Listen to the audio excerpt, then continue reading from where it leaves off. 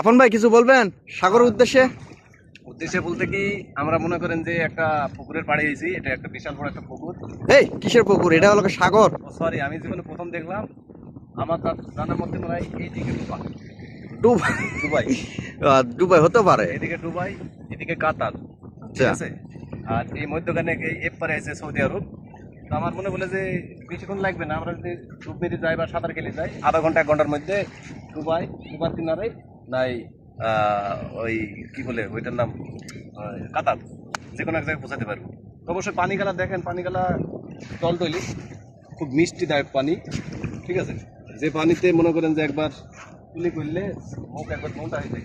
অবশ্যই আপনারা আসবেন, এখানে কুলি করবেন বা গোসল করবেন। এখন নিষেধ, গোসল করার নিষেধ আছে। তো দিনে হয়তো আসলে এখানে গোসল করার সুযোগ দেয়। এটা তো আমার বাংলাদেশ না, সৌদি আরব। এখন আইন কারণ মেনে চলতে হবে। তো যারা যারা আসবেন, আমার মতন পাগল হয়ে দিনে ধরম করে পানিতে না ফুকাই দিয়ে গোসল করার চিন্তা ভাবনা করবেন না। আর এখানে একটা মনে করেন যে সৌন্দর্য দেখতে পারবেন, এই যে বিশাল রঙিন রঙিন লাইট, পার্ক, আর ওই যে এখানে বাচ্চাদের গাড়ি টাড়ি ভাড়া দেওয়া হয়, সবই দেওয়া হয়। তো আপনারা যারা আসবেন তারা অবশ্যই আসবেন। আরেকটা কথা, মনে করছেন যে টিকিট লাগবে, না ভাই, না না, এটা আমার বাংলাদেশ না যে একটা কফি হাউস দিয়ে ঢুকতেই 50 টাকা 100 টাকা লাগে, এই জিনিসটা তা না। এখানে আপনি ফ্রিতেই আসতে পারবেন, ফ্রিতেই আসতে পারবেন, ঠিক আছে। ওকে, আল্লাহ হাফিজ।